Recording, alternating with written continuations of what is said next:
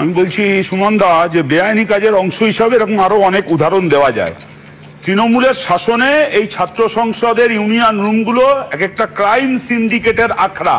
আমরা ভুলে গেলে চলবে না যে সাউথ ক্যালকাটা ল কলেজে নির্যাতনের ঘটনা এই ইউনিয়ন রুমের ভেতরেই হয়েছে। ছাত্র সংসদ না থাকলে, কলেজে গণতন্ত্রের পরিবেশ না থাকলে, আরজিকর থেকে Kasba law college threat culture আর রেপ কালচার এটা প্রস্ফুটিত হয়, পল্লবিত হয়। সুপ্রিম কোর্ট অর্ডার ছিল লিন্ডো কমিশনের সুপারিশ মেনে সব জায়গায় ছাত্র সংসদ নির্বাচন করার জন্য, এই রাজ্য সরকার বন্ধ করে রেখেছিল। ছাত্র সংসদের দাবিতে নির্বাচনের দাবিতে মিছিল করার অপরাধে পুলিশ দিয়ে পিটিয়ে খুন করেছিল সুদীপ্ত গুপ্তকে। ও বড় বড় তালিকা দিচ্ছিল, স্বপন কোলের খুন, একটা হাজরা আশুতোষ কলেজে একটা ছেলের চোখ খেয়ে নেওয়া, এগুলো আমরা ভুলে যাইনি তৃণমূল ছাত্র পরিষদের সেই গুন্ডামির সময়। তার আগের আমলের গুন্ডামি আমরা ভুলে জানি। কিন্তু সায়নদীপ, কিন্তু আমার প্রশ্নটা সম্পূর্ণ অন্য। এক সেকেন্ড সায়নদীপ, সেটা হচ্ছে যে তোমরা লোকসভায়, বিধানসভায় শূন্য ইত্যাদি নানা কটাক্ষ শুনতে হয়। কি এমন প্রতিরোধ তোমরা ছাত্র ভোটে তৈরি করতে পারো যার জন্য নাকি কলেজে 8 বছর ধরে ছাত্র ভোটই হবে না? তোমরা তো বিরোধী দল হিসেবে দুটো আমি বেশি ব্যাখ্যা, ইলেকশন হচ্ছে প্রেসিডেন্সিতে তৃণমূল মুছে গেছে, যাদবপুরে তৃণমূল মুছে গেছে, যেখানে দাঁড়িয়ে ছাপ্পা মেরে জিতেছে এখানেও কলেজে, সেখানে তৃণমূল আছে, বাকি কোথাও তৃণমূল নেই। আমি যেটা বলছি আজকের শিক্ষামন্ত্রী সেই 2013 তুমি যে দুটো উদাহরণ দিলে, যাদবপুর প্রেসিডেন্সি কোনোদিন তৃণমূল ছিল না। 2000 তো দাঁড়ানোর চেষ্টা করেছিল, ভোটে তো দাঁড়িয়েছিল তৃণমূল ছাত্র পরিষদ, প্রেসিডেন্সি যাদবপুর দুটোতেই কন্টেস্ট করেছিল, ওয়াশ আউট হয়ে গেছে। আমি বলছি যে 2013 সাল থেকে এই শিক্ষামন্ত্রী, আপনি এত ভোটের কথা বলছিলেন, মুখ্যমন্ত্রী শিক্ষামন্ত্রীকে বলেছে, ইনি কালা কানুন জারি করে 2013 সালের পর থেকে নির্বাচনটা বন্ধ করে রেখেছিল। বিপদটা কি? ছাত্র সংসদ নির্বাচন না হলে, ক্যাম্পাসে গণতন্ত্র না থাকলে কি পরিণতি হয়?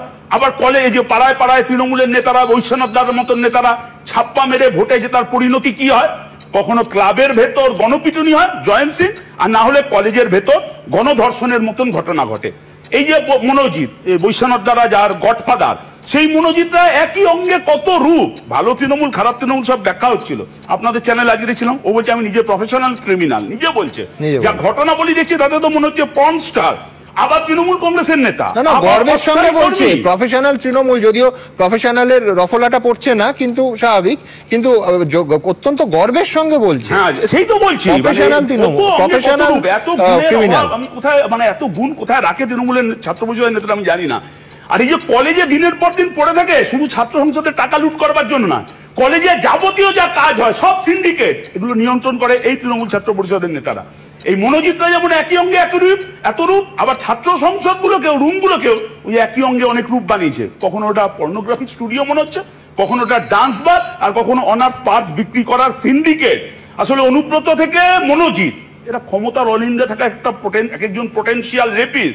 এরা টার্গেট করে মহিলাদের, মা বোন সম্পর্কে। আপনাদের চ্যানেলে মনোজিতের ভার্সন শুনছিলাম, যে ভাষায় কথা বলছে, আর আপনি বলছিলেন কত 55% নাকি ওরা মহিলা প্রার্থী দেবে।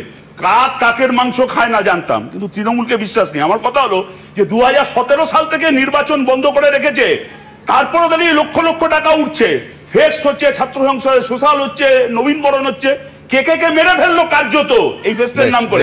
আমি শেষ করব, ছাত্র সংসদ নির্বাচন 17 সাল থেকে বন্ধ, তাহলে স্টুডেন্টস ইউনিয়নের নাম করে টাকা, আমি একটার পর, আমি জানি না আপনাদের এখানে দেখতে পাবেন কিনা, একটার পর একটা আমি আপনাকে রিসিপ্ট দেখাতে পারি। ছাত্র সংসদ ইউনিয়নের নামে কখনো 500 টাকা, কখনো 750 টাকা, কখনো আবার 500 টাকা, এরকম ভাবে লুট হয়েছে লক্ষ লক্ষ কোটি কোটি টাকা। 17 থেকে 25 ইউনিয়ন নেই, আর লক্ষ লক্ষ কোটি টাকা বিরতিহীন হিসেবে আপনার কথা শুনবো। আরে শেষ তো করুন, নির্বাচন বন্ধ রেখেছে হাইকোর্ট, রুটি রোজগারের ব্যবস্থা বন্ধ হয়েছে, বৈশ্বনাথ চট্টোপাধ্যায় একদম